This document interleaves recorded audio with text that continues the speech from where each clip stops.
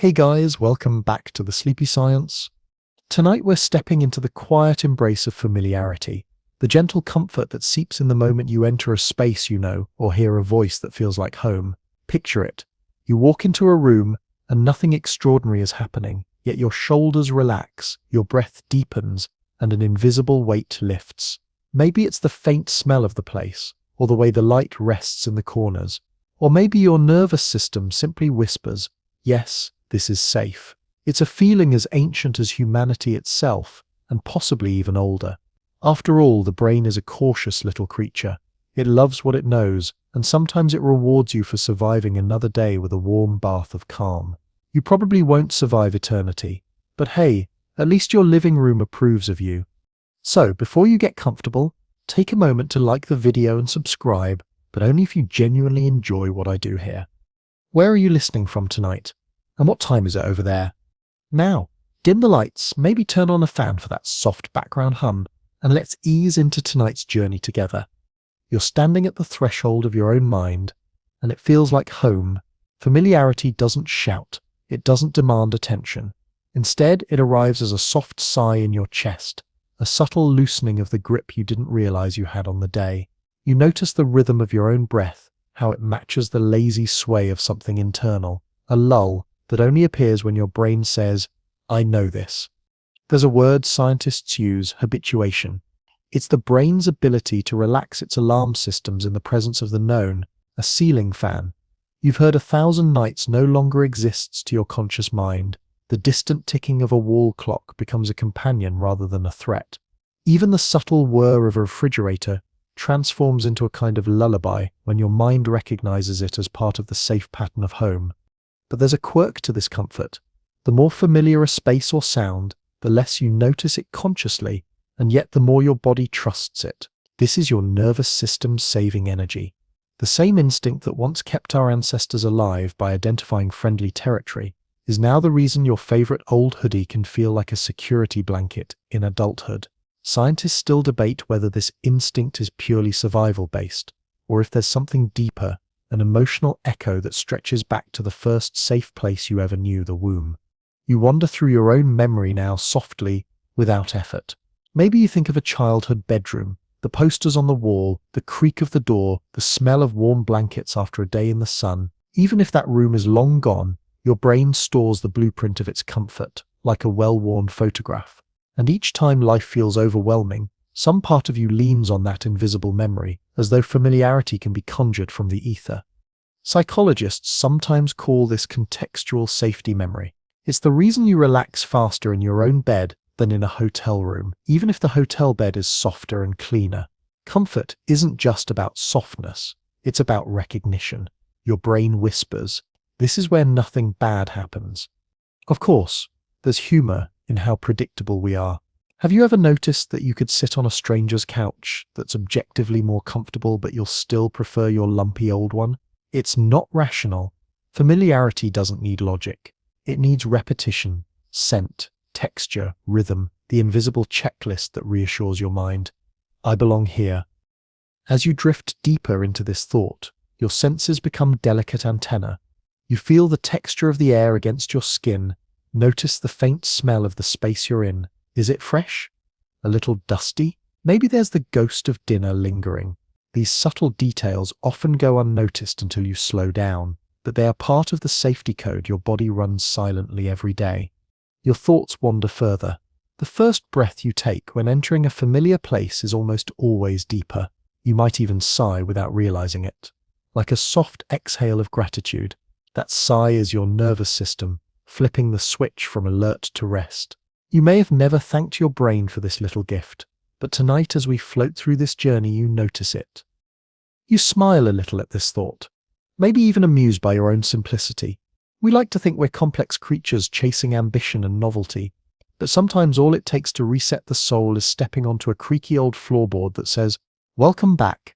Tonight, as you close your eyes, you let the feeling of that first breath of home seep into your bones. You sense that you could stay here forever.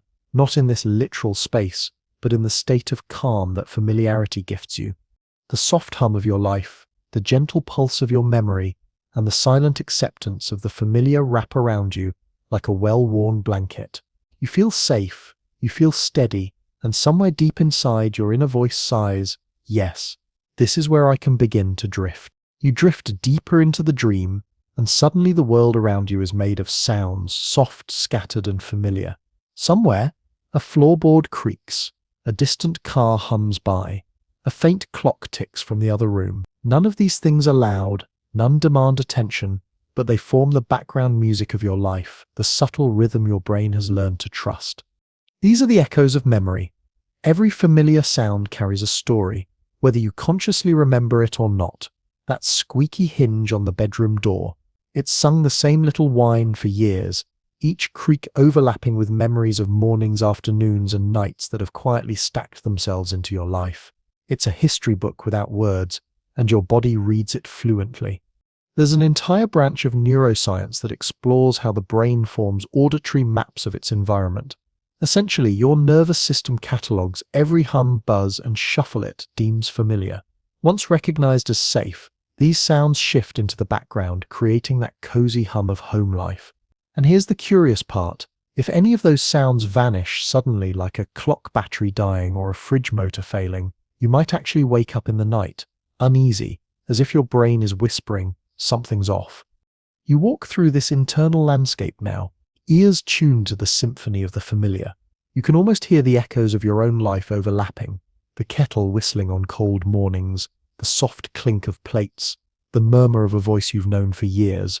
There's a bittersweet beauty here, because these sounds are both utterly ordinary and utterly irreplaceable.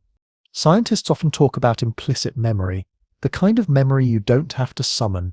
You don't need to remember your kitchen floor to navigate it in the dark. Your feet and your inner sense of space already know.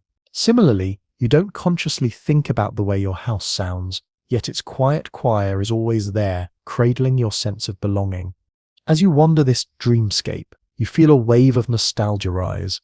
Maybe you remember a sound from your childhood home, the hollow thud of a stair, the rattle of a heater in winter. It's been years, maybe decades, but if you closed your eyes and someone played that exact sound, you'd know it instantly. That is auditory familiarity, a bond between you and the past that never fully breaks.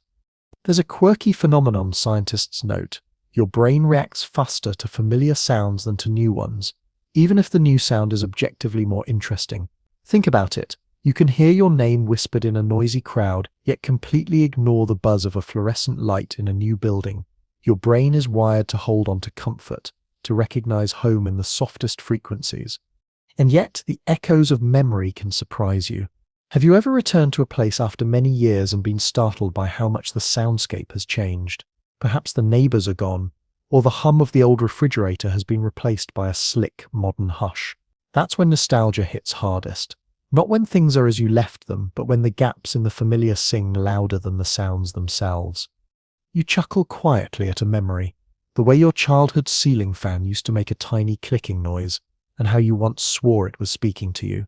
Kids have a way of turning familiarity into magic. Even as adults, we chase that magic subconsciously.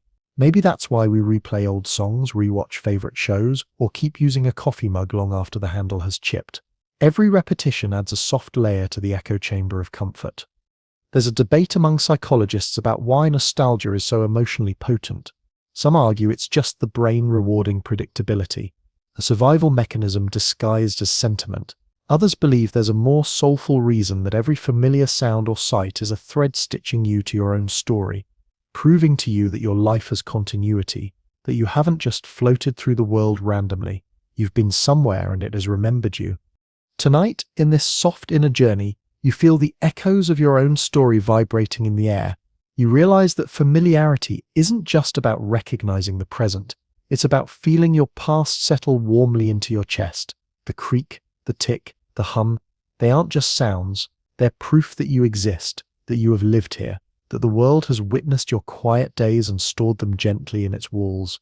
As you lie back in this dreamlike state, your ears are tuned to the smallest details.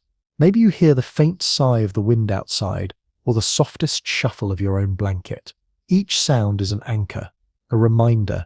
You are safe, you are known here. Your body loosens further, as if the familiar has wrapped itself around you like a lullaby woven from your own memories.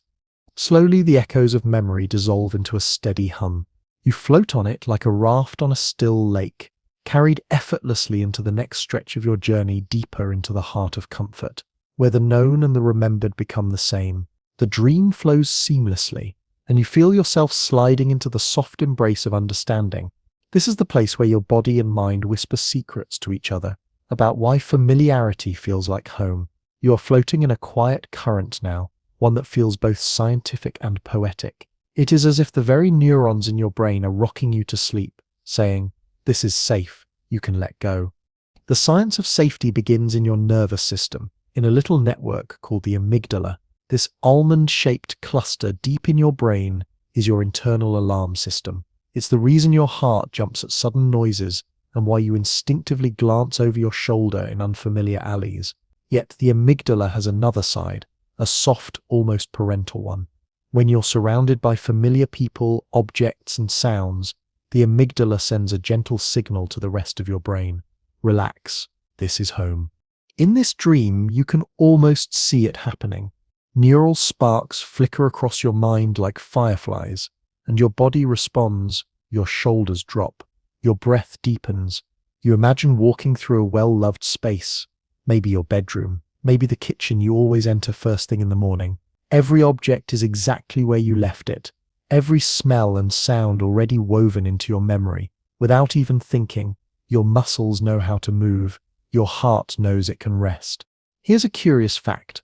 Familiarity reduces cognitive load. In other words, when your brain doesn't have to constantly scan for danger or process new information, it saves energy. That's part of why coming home after a long day feels like stepping into warm water. Your mind, which has been spinning all day in the novelty and unpredictability of the outside world, suddenly exhales. Scientists studying predictive coding explain it this way. The brain is a prediction machine, always guessing what will happen next. When your environment is familiar, your brain's guesses are almost always right. Your keys are on the hook. The hallway light switch is exactly where your hand expects it. This correct guessing triggers little rewards of calm and satisfaction. You smile in this dreamlike journey because it's funny how simple it can be. The same brain that can imagine infinity, that can send rockets into space and write symphonies, still gets its deepest comfort from knowing which drawer holds the spoons. There's something almost tender about that, a reminder that beneath the layers of ambition and intellect, we are still creatures who just want to feel safe. You drift into a memory of childhood, because childhood is the blueprint for comfort. Maybe you recall the creak of the old floor outside your bedroom, the familiar lullaby of the house settling at night. Scientists note that many early memories of safety are multisensory, sound, smell, texture, all combining to form a haven in the mind. That's why a whiff of a certain soap or the scrape of a chair on a kitchen floor can make you feel at peace decades later. There's also a debate in neuroscience. Do we crave familiarity because it's safe, or does familiarity become safe because we crave it? It's a gentle chicken and egg question. Some researchers believe evolution trained us to prefer the known because unknown spaces once carried survival risks. Others argue that we learn safety through experience, slowly teaching our brains what can be trusted. Either way, the effect is the same. The familiar world hugs you invisibly, and your body loosens into that embrace. You imagine the cozy loop that forms between mind and body when you enter a safe, familiar place. Your heart rate slows, which signals to your brain that all is well. Your brain, in turn, relaxes its watchful circuits, which lowers muscle tension. This feedback loop can become so strong that just thinking of home or picturing a familiar face can calm you. There's a humorous side to this as well. Think about how your brain can spot something off in your own space with almost supernatural speed. A single crooked picture frame or a moved object can make you pause. Your inner voice mutters, "Wait, that wasn't like that yesterday." In the soft dreamscape, you test this. You picture yourself in your living room, then imagine the clock gone from the wall. Instantly, your body reacts. Even in imagination, that missing rhythm feels like a breach in the contract of safety. That is the power of the familiar. It anchors your reality. As you float deeper into the exploration of safety, the scene around you shifts to a serene laboratory of the mind. Glass panels reflect faint, rippling light, and in each chamber you see people lying in scanners or soft chairs. Researchers watch brainwaves bloom on screens like glowing gardens, They are studying resting state networks, the patterns that arise in your brain when you feel truly at ease. Many of these patterns light up strongest in familiar environments, as if the brain is humming its own lullaby. There's a fascinating tidbit here. Studies suggest that familiarity can enhance creativity. When the brain isn't busy defending against the unknown, it has energy to wander, to play, to imagine. That's why so many people get their best ideas in the shower, the kitchen, or their favorite quiet corner. The familiar frees the mind to roam. You chuckle softly at this notion. All the world's great inventions and philosophies might owe a small debt to cozy, predictable rooms and creaky chairs. There's a deep poetic irony there. To touch the infinite, the mind first seeks the comfort of the known. The journey drifts seamlessly onward, and your mind now finds itself in a place filled with people, faces, movements, and voices. But it doesn't feel chaotic. Instead, it feels like a river of recognition. You are standing in a softly lit train station, or maybe a quiet plaza in some timeless city, and the crowd flows around you like water. It should be overwhelming, but it isn't, because your eyes catch a glimpse of someone familiar. There's a warmth that blooms in your chest when you see a face you know. It doesn't even have to be someone close. Maybe just a neighbor you wave to once in a while, or the barista who always remembers that you like an extra sprinkle of cinnamon. Your brain lights up like a lantern. In this dreamlike observation, you notice that your body reacts before your mind even forms the thought. Shoulders lower, heart rate eases. You recall that the fusiform face area in the brain specializes in recognizing faces, and it seems to celebrate every time it spots someone known. And there's a quirky detail about how your brain handles this. Even partial familiarity can soothe you. Think of a crowded concert or airport. You might spot someone who simply resembles a friend, and for a fraction of a second, a spark of comfort flares before logic steps in and says, "Oh, that's not them." It's as if your nervous system is eager for any excuse to exhale. The dream bends, and now you are walking through an old marketplace, where merchants call out in languages you don't quite understand. At first, the sounds are confusing, even disorienting. Then, amid the sea of voices, you hear someone laugh, a laugh you've heard before. It could be the exact pitch of your sibling's laughter, or the familiar rhythm of a childhood friend. The moment you hear it, the whole space shifts. What felt like an unknown labyrinth becomes a shared space, like a campfire in a dark forest. Here's a fascinating historical note. In small tribal societies thousands of years ago, survival depended on recognizing members of your own group. Seeing a familiar face signaled not just safety, but also belonging, food, and shared protection. Anthropologists argue that the soothing effect of familiar faces is a deeply wired survival strategy that still pulses in us today. Even in the middle of a bustling modern city, your nervous system is looking for your people. Humor flickers here too. Imagine that your brain, while walking through a crowded mall, is like an overly eager dog in a park, sniffing every face, wagging when it sees someone it knows. And if it doesn't see anyone, it still keeps checking, ears up, alert, scanning for safety flags in the sea of humanity. There's also an unresolved question in neuroscience that floats through your dream. Does familiarity comfort you because it signals safety, or because it affirms your existence? Some researchers wonder if seeing a familiar face in a crowd is like the universe whispering, "Yes, you are part of a story here." The comfort might come not just from safety, but from significance. You drift further into the scene, and the dream grows more surreal. The station or plaza is now softly glowing, and every familiar face you've ever known begins to appear, not all at once, but like lanterns lighting one by one in the dark. A childhood teacher, a long-lost friend, the shopkeeper from your daily walk, they are all here, woven together into a tapestry of recognition. You feel a sense of belonging that is almost cosmic, like your entire life has been building a constellation of known faces that guide you through the vast sky of humanity. Then comes the whisper of a joke from the universe itself. Of course, not all familiar faces are comforting. You imagine bumping into that one nosy neighbor or the boss who always calls at 4:59 p.m. Even in the dream, you chuckle at the irony. Familiarity is powerful, but context matters. Comfort thrives not just on recognition, but on positive history. The scene shifts to an even gentler rhythm. You're sitting on a bench and familiar faces pass by like chapters in a story. Each one carries a memory, a fragment of your own life reflected back at you. Scientists studying social memory networks suggest that these moments may trigger dopamine releases, giving small bursts of pleasure, like your brain is rewarding you for staying connected to your social map of the world. Your eyes close in the dream, and the faces fade into abstract lights, yet the feeling remains. Comfort in crowds is not about control, it's about anchoring yourself in the river of life, trusting that in the flow of countless strangers, your existence has threads that connect you to others. The last image before the section ebbs away is of you walking slowly through that glowing crowd, every familiar face, a small lighthouse in a soft, infinite sea. The world is big, yes, but it is also full of quiet recognition, and that recognition is a warm blanket on the restless mind. The dream drifts into a place where light is softer than memory itself, and the air carries an invisible invitation.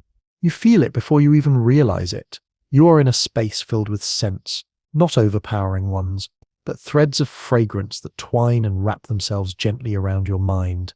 Here, familiarity does not arrive as a face or a voice, but as the silent whisper of a smell. At first it's subtle, a hint of cinnamon, the faintest trace of sun-warmed pine, the comforting ghost of clean laundry. You inhale slowly and feel your entire body respond with a sigh. Your muscles loosen without asking for permission. It's as if the air has remembered something for you, a memory buried so deep you couldn't have summoned it if you tried. Smell is the great archivist of emotion.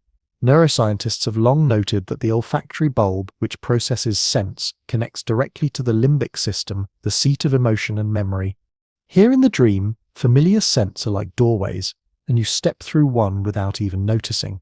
The air now smells like your first school library. Aged paper, wooden shelves, and that faint metallic hum of dust dancing in sunbeams. You see yourself as a child, crouched in an aisle with a book too heavy for your lap. A sense of safety swells in your chest. Libraries were always quiet cathedrals of comfort, weren't they? Then, with a surreal twist, the dream folds and the smell changes. Warm vanilla drifts in like a slow tide. For a moment, you're standing in your mother's kitchen, or maybe your own kitchen, depending on which memory your body chooses tonight. A cake is in the oven. The timer hasn't rung yet, but the aroma is an unspoken promise. You are home. All is well. Humor twinkles at the edges of this scene. You imagine your brain as a little golden retriever, nose twitching, tail wagging at every scent it recognizes. Scientists have actually debated whether humans have a better sense of smell than we give ourselves credit for. One quirky study suggests we can follow a scent trail on the ground like a dog, though most of us never try. The notion of you crawling around a park sniffing your way to comfort is so absurd you chuckle in your sleep. But beneath the humor is something profound. Comfort through smell is not just about nostalgia, it's about trust. The world is full of unpredictable variables, but when a familiar scent arrives, it is like the universe reassuring you. Yes, this is still your world. You are still safe here. Your dream self walks now through a surreal garden where every plant carries a memory. Lavender drifts by, soft as a lullaby, and you recall a summer night with windows open, a breeze carrying that exact calm into your bedroom. A splash of citrus cuts through the air next, and suddenly you're at a morning market.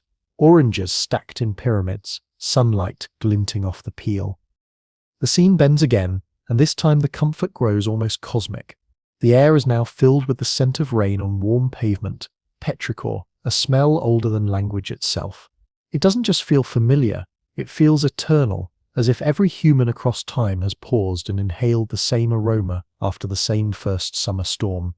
You realize that familiarity is not just personal, it can be shared, it can link you to everyone who has ever lived, standing under rain whispering, "Ah, I know this." You sit on a dream bench in this scented world, closing your eyes. Smells continue to drift by like passing memories, the faint smokiness of a campfire, the metallic scent of morning dew, the sugary warmth of a festival pastry. Each one is a gentle hand on your shoulder, reminding you that your life has left trails of comfort for you to stumble upon again and again.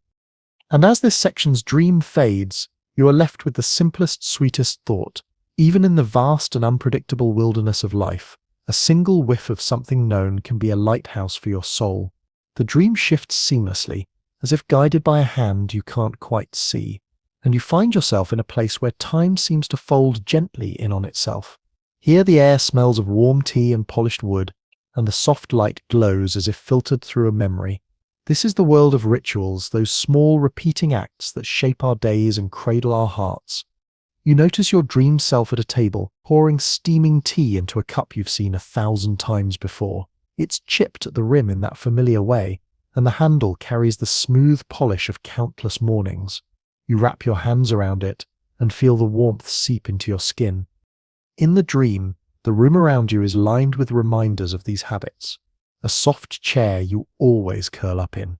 Shoes left neatly by the door, a lamp that you've clicked on so many times it hums like a friend greeting you. Even the rhythm of turning pages in a book seems to slow your heartbeat. There's humor here too. You picture your life as a series of gentle loops, brushing teeth, sipping coffee, checking the same 3 apps on your phone in the same order. You grin, because really, humans are funny creatures. We chase adventure, yet so often find our peace in doing the same little things over and over. Scientists debate an interesting question. Is it the ritual itself that comforts us, or the predictability it creates? Some studies suggest the brain rewards familiarity with a sense of control, releasing calming chemicals like dopamine when events unfold as expected. Others argue that rituals are more than control. They're miniature ceremonies that give meaning to life. Even a routine as simple as tying the same scarf before stepping outside can become a private, sacred act. Your dream self leaves the tea table and walks into a garden bathed in the soft light of perpetual dawn. Here, every ritual you've ever loved seems to appear as a living memory. You see your childhood self making the bed with clumsy pride, your teenage self slipping headphones on at night to hear the same song for the 50th time. You even see a version of yourself folding laundry in rhythmic silence, and it doesn't feel boring at all. In the dream, even the smallest repetition is a form of self-love. Then, as dreams do, the garden bends and flows into something stranger yet comforting. A path of glowing lanterns appears, and you follow it, each lantern pulsing in time with a heartbeat. You realize that rituals are like lanterns strung across the long, dark stretches of life. They give you something to walk towards, something to touch, something that says, I am here, I am still me. One lantern in particular draws you closer. Inside, it holds a memory of your bedtime ritual, the act of dimming the lights, adjusting your pillow, maybe turning on a soft fan. In waking life, this might seem trivial, but in the dream, it's a deeply human magic. You've taught your body over years that these actions mean it's safe to let go. Familiarity has trained your nervous system like a loyal pet. The moment you see the signs, it knows to soften, to exhale, to release the day. A small, quirky thought drifts in, and you chuckle softly. Somewhere in the universe, aliens, if they exist, might observe humans performing these strange little repetitive acts and scratch their heads. Why do they need to stir their tea 3 times clockwise before drinking? They might wonder. And yet, if they ever tried it, maybe they'd understand rituals are how we tell ourselves we belong in our own lives. As you stroll through the glowing garden, you realize something profound. Familiarity is comforting, not just because it is known, but because it is repeated. It's a rhythm that connects yesterday to today and today to tomorrow. Rituals are bridges. They carry you across time without fear of falling. Toward the end of the dream, the lantern path leads to a small wooden gate. You pause with your hand on it, feeling the smooth groove where countless dream versions of you have touched it before. You understand, in this quiet, wordless way, that comfort lives in these gestures. Life can change, days can surprise you, but every time you light a candle, tie a shoelace, or fold a blanket the same way, you are whispering to yourself, you are safe, you are home in the world. The gate opens, and the dream carries you onward, wrapped in the gentle hum of repetition, glowing with the quiet power of things you've always done and will do again. The dream does not pause, it drifts like a river, turning softly toward a familiar bend. You step through the little wooden gate, and at once you're surrounded by a room that feels alive with presence. It isn't alive in the way a forest teems with creatures or how a city hums with traffic. It is alive because it remembers you. You take a slow, floating step inside, and your eyes trace the outlines of objects you know too well. The chair by the window, the one with a slight wobble in its leg, the faded blanket that's absorbed countless evening naps, the old bookshelf that still leans slightly, like it's listening. Each object in this space holds a soft echo of you, as if time itself whispered secrets into their grain, their fibers, their dust. You move your hand across the table and notice the tiny scratch you made years ago while fidgeting with a key. You see your reflection ghost across the surface of a glass frame, holding a photo from some simpler summer day. A warmth spreads through your chest as your mind connects with a subtle, magical truth. Objects can hold the memory of touch. Your dream self kneels and picks up an object you almost forgot existed, a childhood toy. Maybe it's a marble, a stuffed animal, or a plastic figurine with chipped paint. Holding it now, you feel the echo of little you, small and curious and full of wonder. You chuckle in the dim room because it's absurd how much of your heart can live in a silly object. But that is the quiet power of familiarity. It takes shape in the things we hold. A shaft of light spills across the floor, and suddenly the objects seem to hum like a soft choir. Your shoes by the door murmur of places you've walked. Your mug in the sink sings of warm mornings and unspoken thoughts. Even the keys on your table seem to sparkle with the comfort of all the times they've come home with you. There's a kind of poetic debate among philosophers. Do objects remember us because we project memory onto them, or because our interactions carve invisible patterns into the world? Some argue that everything we touch carries our rhythm, that the world itself holds a soft fingerprint of our existence. You imagine your pillow quietly keeping track of the nights you've cried into it and the mornings you've woken with hope. The dream bends a little, softening the edges of reality, and now the objects float slightly, like gentle planets in a private orbit. They circle around you in slow motion, showing you scenes from your own life. A book opens to a page with a coffee stain. You're back in that cafe, hearing the rain tap against the window. A pair of shoes walk themselves across the floor. You remember the late-night stroll under orange street lamps when your thoughts felt heavy but alive. You feel a laugh rising in your chest because it's funny, isn't it? People buy expensive things chasing novelty, but the most powerful comfort lives in the familiar scuffs and dents of the ordinary. Your old mug is more sacred than a new one, simply because it's seen you before. A breeze moves through the room that shouldn't exist. After all, this is a dream space, and the floating objects begin to settle gently. They land exactly where they've always belonged, with the quiet grace of ritual. One final object catches your attention. A mirror. You look into it, expecting your reflection, but instead, you see every room you've ever called home.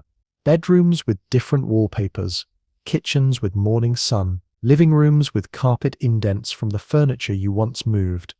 The sight tugs at your chest because it's a reminder that home is not always a place. It is a pattern of familiar objects that learn the story of your life. Even when life changes, even when people come and go, the items you touch most become anchors. In a final soft twist, the mirror ripples like water, and for just a second, you glimpse your future self, older, slower, perhaps sitting in another room with another set of familiar objects. You feel a serene kind of hope. As long as you have things that know you, the world will always offer pockets of belonging. The dream nudges you onward. You take one last look at the room of remembering objects, and as you step out, a thought lingers like a lullaby. The world does not forget you, not entirely. It holds you in the scratches, the fibers, the dents, and the dust. And in that small, quiet way, it loves you back. The dream guides you forward, and suddenly the soft comfort of objects gives way to something more intimate, more human, the music of voices that have known you. You step into a dimly lit hallway that seems endless, with warm wood-paneled walls that hum with a soft resonance. At first, it's silent except for the sound of your own gentle footsteps. But then, as if the house itself is clearing its throat, you hear a voice calling your name. It's not loud, it's not urgent, it's just there, familiar, like an old sweater you forgot you still owned. You recognize it instantly, even though it's been years since you last heard it. Maybe it's the voice of a friend you lost touch with, or a grandparent whose laugh still lingers in memory. The sound moves down the hallway, and you follow, your bare feet brushing across soft carpet that seems to pulse slightly with the rhythm of your heartbeat. The closer you walk, the more voices join in. They overlap, murmur, and chuckle softly like a gathering of ghosts who never learned how to stop loving you. There's a peculiar comfort in it. Humans have always anchored themselves to the sound of voices, long before writing, long before photographs. Archaeologists suggest that the first lullabies, whispered in firelight, were our earliest emotional technology. That soft human murmur was the original safety signal. You are not alone. You feel a wave of nostalgia as the voices drift in and out. One teases you with an old nickname. Another tells a half-remembered story from your childhood, punctuated by a laugh so warm it almost feels like a hug. A gentle absurdity passes through you. If someone was watching me in my sleep right now, they'd see me smiling at thin air. Scientists still debate why familiar voices have such a calming effect. Some say it's neurological conditioning. Your brain recognizes a voice as safe and responds with lower cortisol levels. Others suspect there's something deeper, maybe even spiritual, about how sound carries memory. The vibrations themselves seem to pull at the invisible threads of connection between people. In your dream, the voices begin to weave a tapestry around you. They drift like smoke, forming soft shapes in the air, faces half seen, memories half remembered. You see your childhood kitchen for a moment, hear your mother calling you to dinner, smell the faint hint of something baking. Then it's gone, replaced by a friend's voice saying, "Remember that night we stayed up till dawn?" You laugh quietly to yourself, because the memory is incomplete, but the voice is enough. The tone carries the weight of the moment, the comfort of knowing someone once shared time and space with you. Familiarity, you realize, is not just about the object or the place, it's the sound of belonging. A sudden wave of soft humor ripples through the hall. One voice imitates another. Someone mispronounces your name the way a teacher once did in school. Another chuckles in the background. You can almost see them leaning against the walls, invisible but undeniably there. In the waking world, you might call this nostalgia, but here it feels alive. The voices don't just remind you of the past, they hold your history in their tone, as if each syllable is a thread that keeps your identity from unraveling. You wonder, as you drift through the hall, do I leave pieces of myself in other people's voices too? Does the way you once said good night still echo in someone's memory when they can't sleep? Could your laughter have imprinted itself on a moment so strongly that it becomes a permanent part of someone else's familiar comfort? The hallway narrows, and the voices gather closer. They seem to sense your unspoken question and answer not with words, but with a shared warmth. You are part of them as much as they are part of you. At the end of the hall, there's a door that glows faintly. When you touch the handle, the voices pause, not in fear, not in sadness, but in gentle expectation. You open the door, and the sound rushes past you like a soft wind, scattering itself into the night sky. Above, the stars shimmer faintly as if the universe is listening to your story too. You hear one last voice whisper in the dark. Familiarity is the echo of love. And with that, the dream tugs you forward again, deeper into its flow, leaving the soft laughter of remembered voices behind, but also somehow carrying it with you. The dream tugs you into a new landscape, and this time, it's your own life laid out like a map.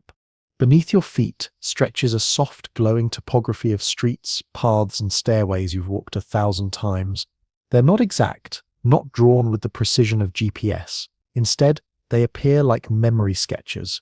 The shortcut behind your old school, the curve of the road past your first apartment, and the smooth stone steps leading to your grandmother's porch. You step forward, and the map responds like water under your weight. Every footstep sends a ripple across the glowing grid, illuminating paths you've followed for years. You recognize them instantly, not because they're exciting, but because they are familiar, each curve and corner holding a soft sense of ownership. Humans are creatures of habitual paths. Neuroscientists have mapped the way the brain rewards routine familiarity. Walking the same route each day releases microdoses of comfort because the brain interprets predictability as safety. There's no lurking predator on a road you've traveled 1,000 times, no hidden surprise in the turn you know by heart. Yet in this dream, you notice tiny changes.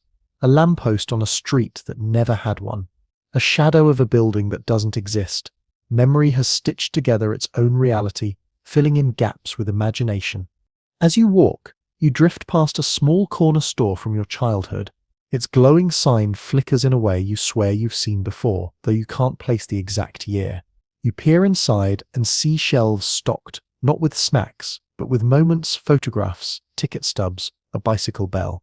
A dusty glass jar holds the sound of your own laughter, tinny and bright, like a memory trapped in amber.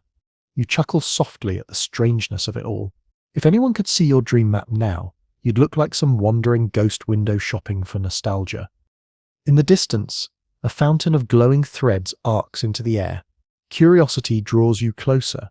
When you arrive, you realize the threads are your commutes and routines woven together, like the lines of an old subway map, but instead of destinations, they sit labeled with feelings. Peaceful walk. Rainy shortcut. The time you were heartbroken. You laugh quietly. Imagine if Google Maps worked like this, telling you which turn leads to comfort and which street corner might ambush you with bittersweet memory. As you move along the map, you begin to wonder about other people's paths. The woman who owned the bakery you passed each morning, does she have her own glowing map threaded with flower-dusted mornings and the chime of her shop door? Did your lives intersect in ways you never realized, like brief constellations forming in the dark before scattering again? You pause at a small bridge that arches over nothing. It's a place you don't consciously remember, but your feet do. Muscle memory guides you forward. Beneath the bridge, your reflection ripples, and for a moment you see every version of yourself that has ever walked this path. Child, teenager, adult, all overlapping in soft layers. A sudden, playful thought passes through your mind. If future you ever dreams about this, will you recognize the echo of tonight's dream within it? As you continue walking, the map begins to fold in on itself, the paths looping and merging into a spiral of soft light. You are drawn toward its center, where a familiar hum awaits, like the purr of a cat or the murmur of a faraway train. The spiral of light spins softly around you, and then, like an old record finding its groove, it settles into a rhythm. The rhythm is quiet at first, a heartbeat of repetition, but the longer you listen, the more you realize it is your life's looping soundtrack.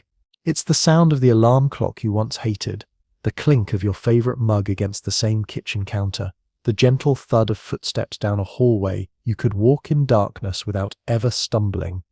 You drift forward, and the world around you reshapes into a room you've known 1,000 times. It could be your bedroom from childhood, or that quiet corner of your first apartment, or maybe it's a dream-forged mix of every comforting space you've ever inhabited. In one corner, a chair creaks familiarly. In another, the shadow of a lamp falls exactly the way you remember, catching the edge of a framed photo that doesn't exist in reality, but feels real in memory. Your brain loves it. Literally. Neuroscientists have long observed that predictable patterns calm the amygdala, the part of your brain that frets over danger. That's why rocking a baby works, and why hearing the same bedtime story night after night never fails to quiet a child's mind. Familiarity is a neural lullaby. You walk through this dream room, and the objects begin to animate themselves with memories. The chair rocks slowly, as if the ghost of a parent just left. The window clicks faintly in its frame, the same sound that once kept you awake during storms. A soft smell drifts through, a hint of toasted bread, of old books, of linen dried in sun. You breathe in deeply, and an odd thought bubbles up. Has this room been waiting for me?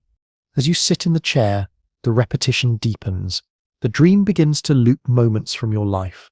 Like snippets of film projected in the air, you see yourself, stirring the same cup of tea every morning, absent-mindedly tapping the spoon 3 times, checking that one window lock twice before bed, the way you always do, walking the same grocery aisle, reaching for the same cereal box you've trusted for years. And yet, none of this feels boring. In this dream space, repetition is ritual.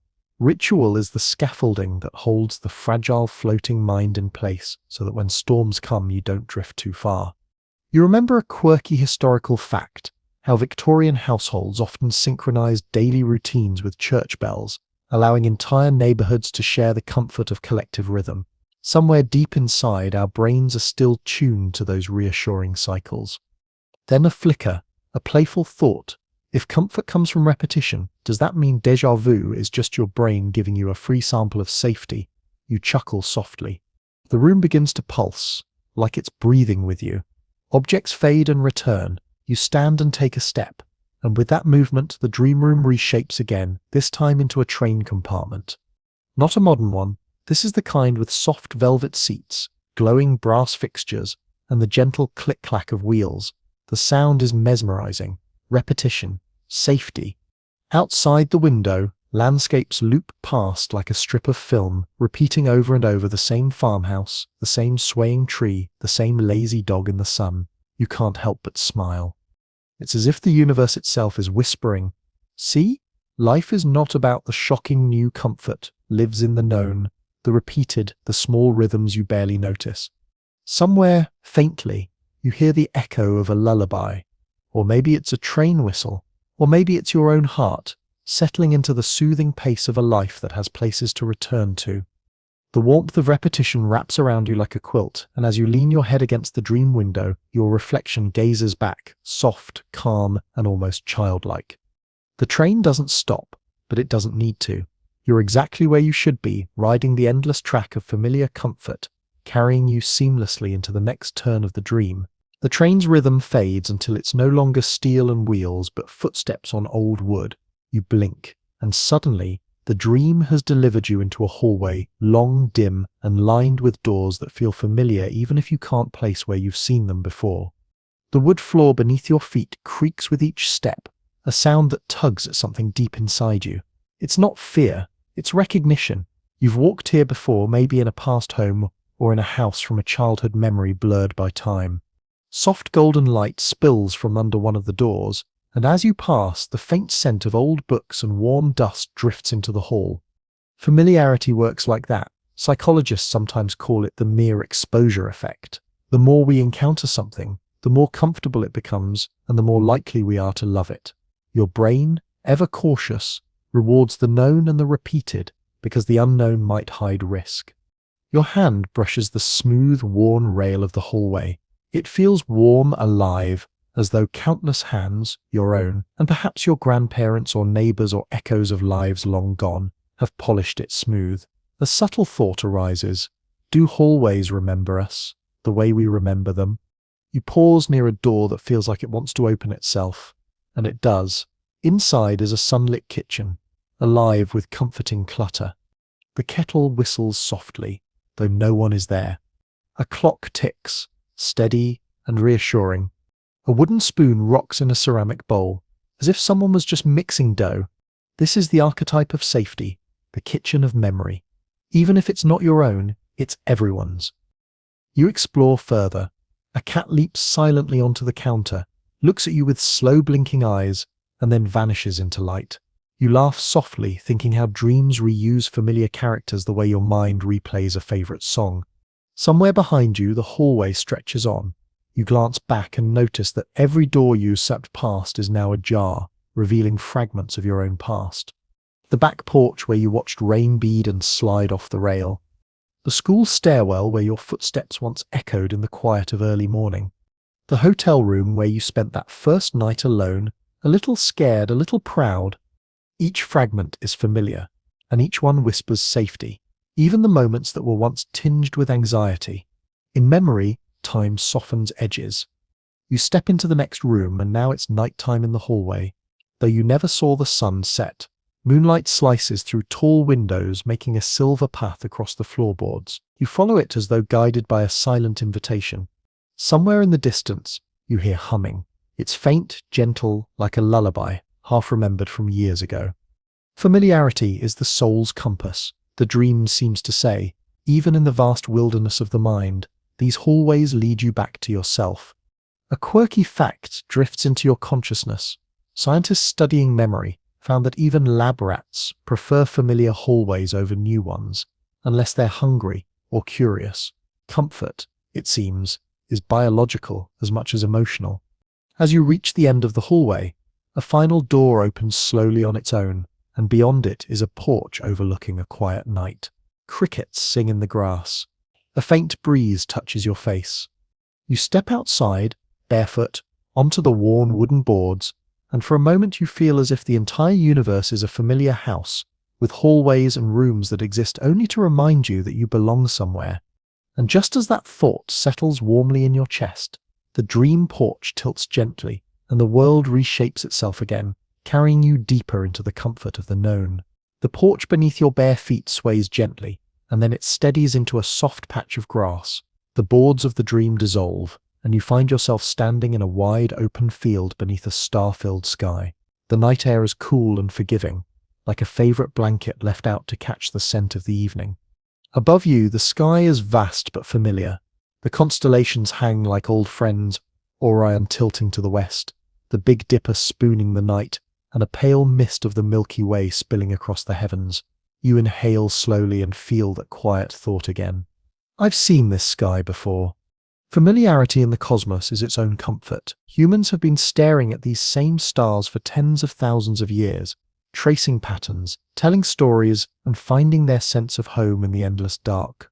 A gentle thought drifts in. Ancient sailors used these stars to navigate, returning to familiar shores, guided by the faint shimmer of Polaris. Without that familiarity, without those cosmic markers, survival was just a little less certain.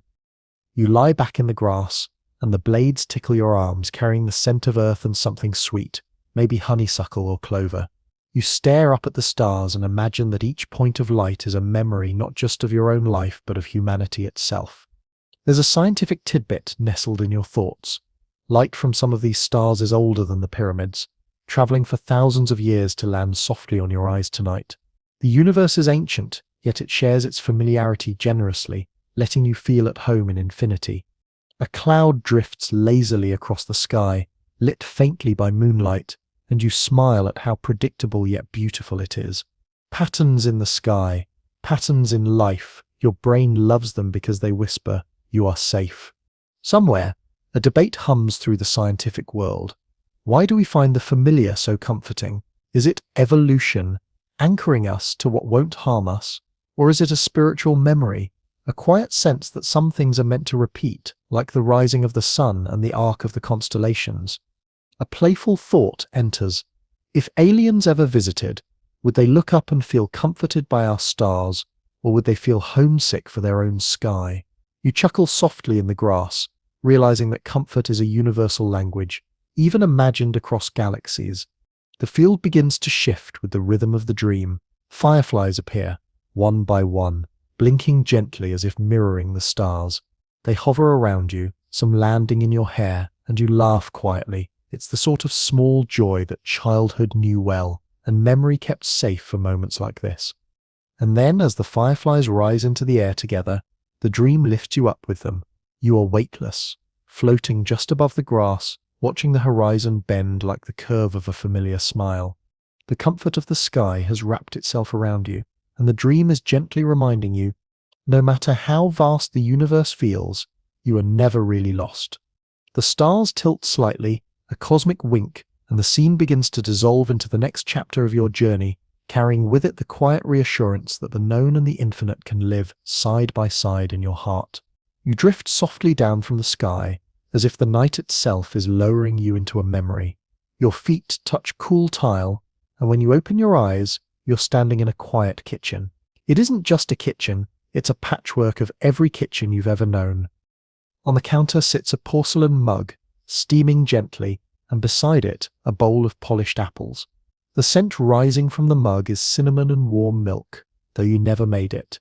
Someone in this dream knew what would comfort you most. There's something profoundly soothing about objects you've touched before, even in dreams. Psychologists call it episodic memory attachment, the way your mind maps safety to the things you've held, the places you've sat, the patterns your eyes have traced 1,000 times. You run your hand across the smooth surface of the counter, and a memory stirs, your grandmother placing a plate of cookies there, or your own hand leaving a drawing to dry in the sun. Then in the corner, you notice a wooden clock ticking softly, and for a moment you're caught in that hypnotic rhythm. The ticking isn't a countdown, it's a heartbeat of home.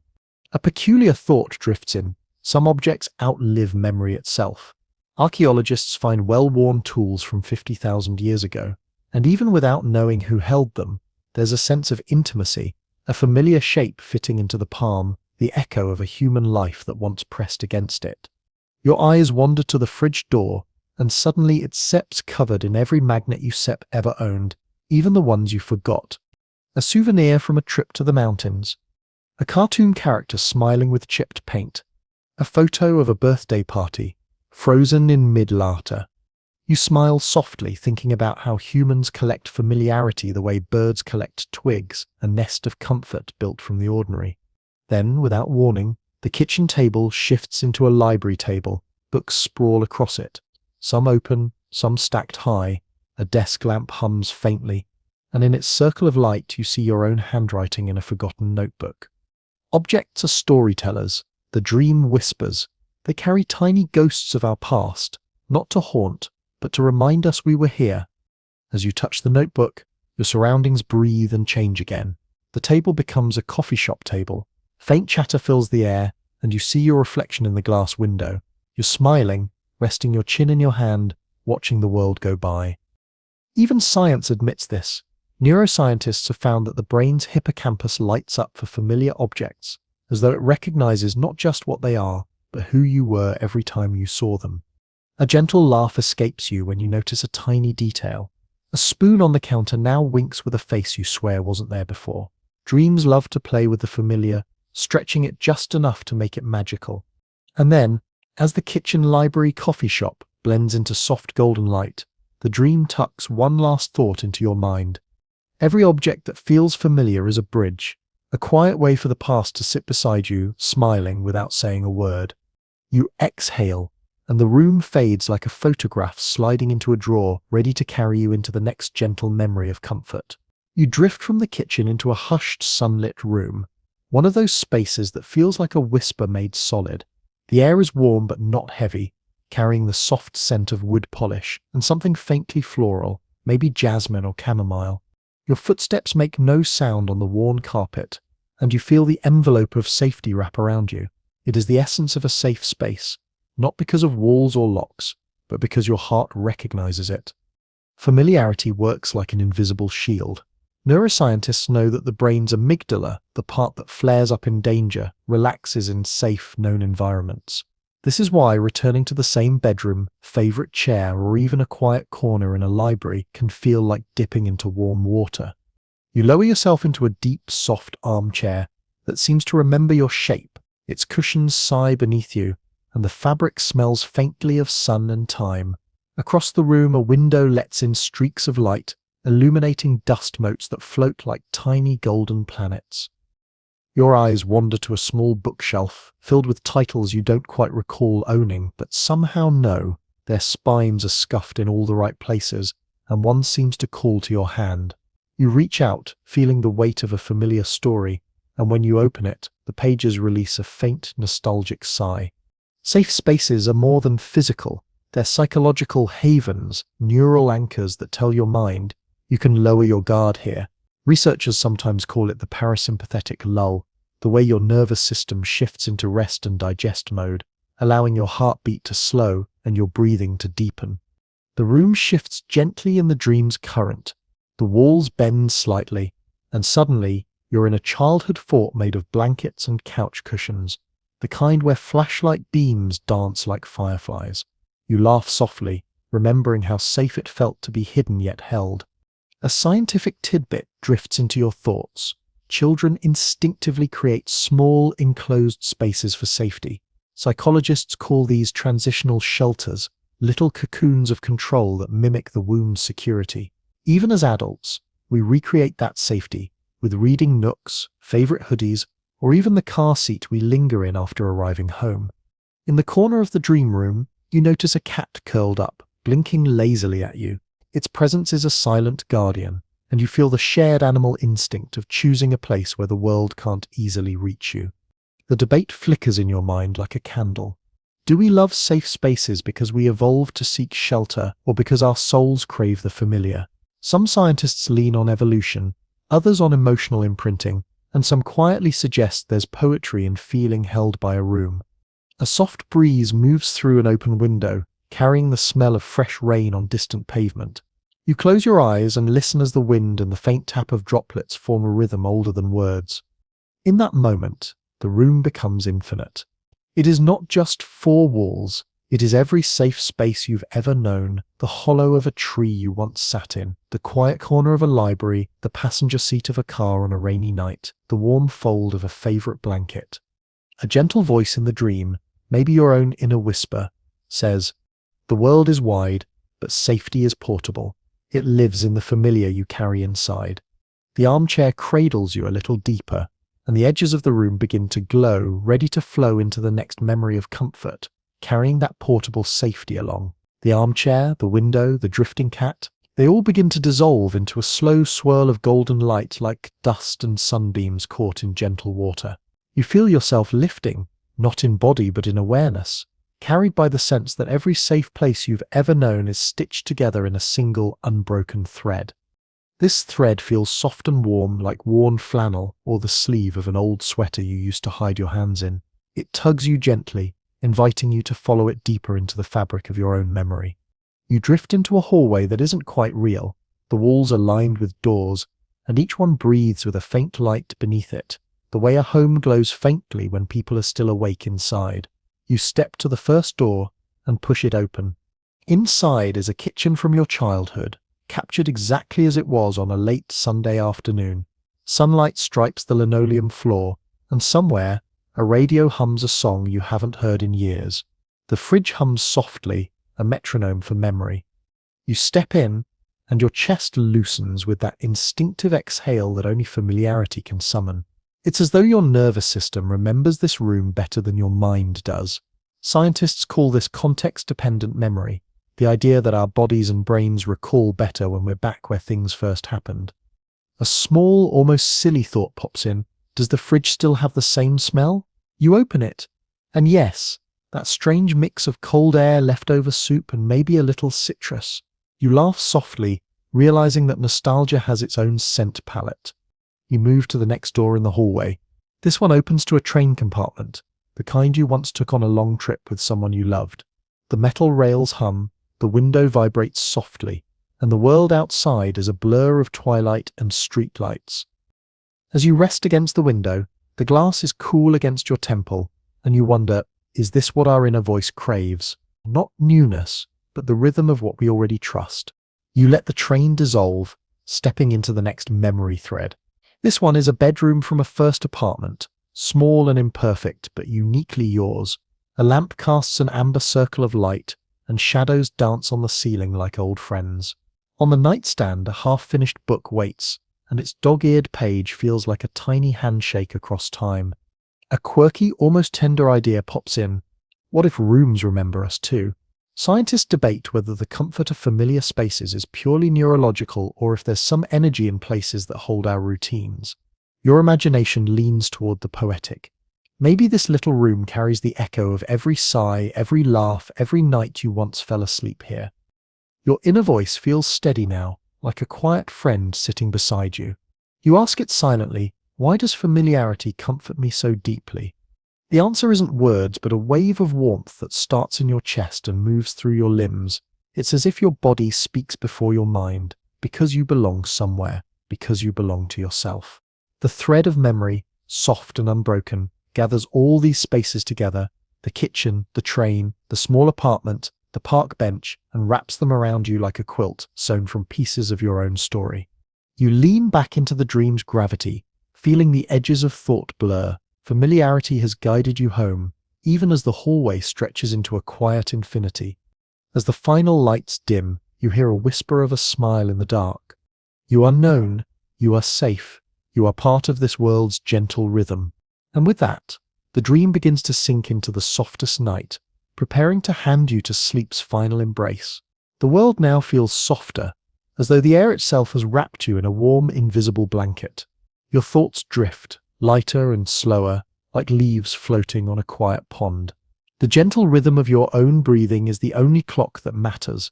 In and out. In and out. Each breath reminds you that tonight there is nothing to do, nowhere to go, no demands that can reach you here. Around you, the memory thread of familiar places glows faintly, then begins to dissolve into a starlit mist. Kitchens, train compartments, little bedrooms, park benches, they fold into each other, becoming one soft cloud of comfort. It's as if your own life has wrapped its arms around you, whispering, "You've been here before, and you are safe." Even the faintest anxieties shrink under this quiet weight of belonging. The universe, vast and intricate, hums gently beyond your window, and yet somehow it feels small enough to hold you. You are a single note in its endless song, and for tonight, that note is soft, low, and utterly at peace. Your eyelids grow heavier.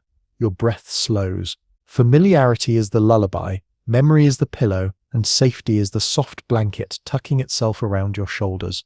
If a stray thought wanders in, it does so like a friend arriving late to a gathering, welcomed but hushed into stillness. So here you are, resting in the rhythm of everything that ever loved you back. The night takes you gently, the dream pulls you closer, and the world agrees to hold you exactly as you are. Sleep now. The night is yours. The quiet is yours. And in this soft, timeless moment, you are exactly where you belong.